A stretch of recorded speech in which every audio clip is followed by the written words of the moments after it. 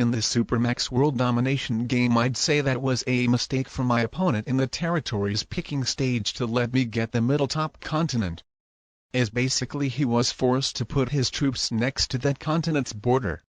And if I hadn't put 6 troops elsewhere, then it would have been 23 versus 22 blitz roll with him adding 5 troops elsewhere, and if it had gone wrong, then it would have been basically guaranteed me the game.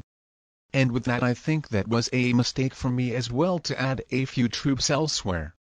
Or I mean, my play could have not necessarily been to add all of my troops to that continent. I could have split troops into going for 2 other for me suitable continents. And with that, I think it wouldn't have been a much promising situation for my opponent either.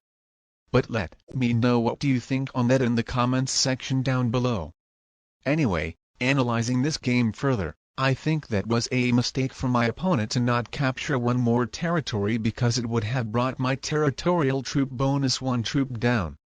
And then I think it was a mistake for him to fortify his 6 troops next to my 6 troops, as basically it just made both of our armies locked, while the main priority for him should have been what I wouldn't have fully gotten a continent having a proper amount of troops to guard it. And since he had the right top continent captured with only 2 troops to guard and with all of the territories being in a straight line, it was the most likely for me to try fully take over that continent.